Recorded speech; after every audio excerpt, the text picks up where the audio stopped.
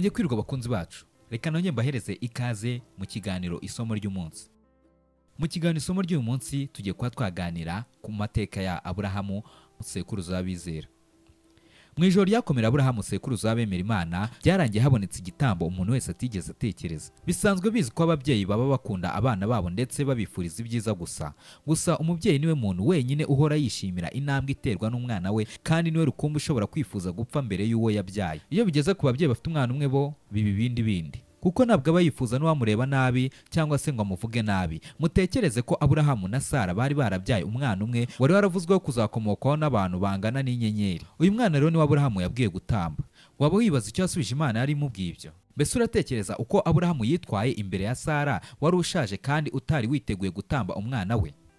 Ibyo nibyo nshaka kugaruka muri iyi nkuru nateguye nifashishije Bibiliya yera n'ibindi bitabo bitandukanye by'amateka. Isaka wari waravutse mu buryo bw'igitangaza, yakundwaga n'ababyeyi be cyane, yari urumuri rw'inzu yabo, ihumure n'ikimenyetso cy'urukundo kuri bo, akaba kandi umuragwa w'imigisha wasezeranywe. Maze mu buryo bwatunguye Aburahamu, Imana iramubwira iti, jyana umwana wawe w'ikinege ukunda Isaka, ujye mu gihugu cy'i Moriya, umutambireyo ku musozi ndi bukubwire, abe igitambo cyoswa. Icyo gihe Isaka yari yasinzire neza ubuticura by'ubusore n'ubuziranenge, nuko se yamaze akanya gatareba mu maso yakundagaho umuhungu we, hanyuma areba hirya ahinda umushyitsi, asanga Sara nawe yari asinzire, maze yibaza yuko akwiriye kumukangura, dore ko yifuzaga kumutura ingorane zari mu mutima we ngo bafatanye iyo nshingano yari iteye ubwoba, ariko ntibyamushobokeye. Isaka yaramushimishaga cyane kandi yamuheshaga ishema cyane ko urukundo nyina yaramufitiye rwashoboraga gutuma yanga icyo gitambo. Aburahamu yageze aho ahamagara umwana we, amubwira ko yategetswe gutanga igitambo ku musozi wari kure yaho. Nuko Isaka yari asanzwe ajyana na se gusenga, ibyo ntibyamutangaje. Nuko barategura inkwi bazihambira ku ndogobe, maze bajyana n'abagaragu babiri. Muri urwo rugendo uwo mugabo n'umuhungu we ntibavuganaga kuko umukambwe yatekerezaga ibanga rye ryari riremereye.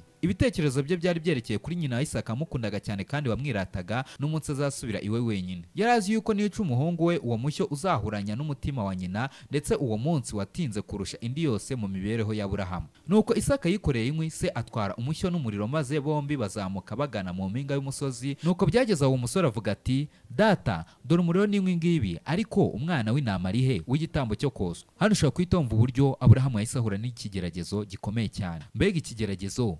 Mbega ukuntu ijambo ry'urukundo data ryacumise umutima wa Aburahamu. Ariko igihe cyari kitaragera, ntiyagombaga guhera ko amubwira. Nuko Aburahamu aramusubiza ati, mwana wanjye, Imana iri bwibonere umwana w'intama w'igitambo cyo koswa. Nuko bagezeho bubaka igicaniro, hanyuma bashyiraho inkwi. Nuko hanyuma Aburahamu amuhishurira mu ijwi rihinda umushyitsi ubutumwa Imana yari yabatumyeho. Isaka amenye ibigiye kumubaho bimutera ubwoba bwinshi kandi biramutangaza, ariko arabyemera. Yajyaga gushobora gucika iyo abishaka, cyane ko umusaza wari uguye agacuho kubw'iyo minsi itatu mibi cyane, ntiyajyaga kubuza uwo musore w'umunyabwira gukora icyo yishakiye. Ariko Isaka yari yaratojwe uhereye mu buto bwe kumvira atajuyaje, kandi ubwo yamenyeshwaga icyifuzo cy'Imana yemeye ku bushake bwe. None amagambo y'urukundo aheruka aravugwa, amarira ya nyuma aragwa, barahoberana ubwa nyuma. Nuko se azamura wa mushyo, ako kanya marayika w'Imana amuhamagara ari mu ijoro ati, Aburahamu, Aburahamu.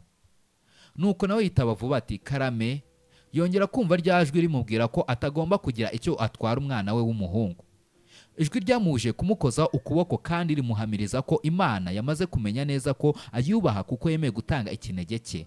Nuko Aburahamu yubura amaso abona imfizi y'intama yafashwe mu bihuru, maze ayitamba vuba mu cyimbo cy'umuhungu we, anezerewe kandi ashima Imana. Yita izina rishya aho hantu hera Yehova Yire, bishatse kuvuga ngo Uwiteka azatuma kiboneka. Muri urwo rugendo rwamaze iminsi 3, Aburahamu yari afite igihe gihagije cyo gutekereza ku by'Imana yari yamubwiye, ndetse akaba yabishidikanya. Ariko yajyaga gutekereza yuko gucumita umuhungu we icyuma ngo amutambe byajyaga kugaragara nk'aho ari umwicanyi, akaba Kayini wa kabiri. Ibyo yigishaga byajyaga kwangwa kandi bigasuzugurwa, maze niyongere kugira icyo amarira abantu nka we. Ikindi kandi yajyaga gushobora gushaka urwitwazo rwo kutumvira kuko yari ashaje, ariko uwo mukambwe ntiyashatse urwitwazo urwo ari rwo rwose. Igihe Aburahamu yabwiye gutamba umuhungu we, abo mu ijuru bose kandi babonye uko yakurikiranyaga intambwe asohoza iryo tegeko, nibwo rero ubwiru bw'umugambi w'agakiza bwarushijeho kumenyekana. Ndetse kandi n'abamarayika nibwo bahishuriwe neza guteganya bitangaje Imana yari yagiriye umuntu ngo azabone agakiza. Inkuru ya Aburahamu yabaye imwe mu zashimishe benshi, ariko kandi yerekana ku buryo budasubirwaho uko dukeneye kwizera icyo Imana yavuze, nubwo twaba tubona bidashoboka cyangwa bizatugiraho ingaruka itoroshye. reka nshimire mwakomeje kwana natwe mu kiganiro cy'uyu munsi, mbibutse ko ikiganiro isomo ry'umunsi ari ikiganiro mukurikirana ku Mubwiriza Online TV. Reka kandi nsoze ngira ni ubuze kwizera abisaba Imana, kandi Imana ibamera umugisha mwakomeje kwana natwe.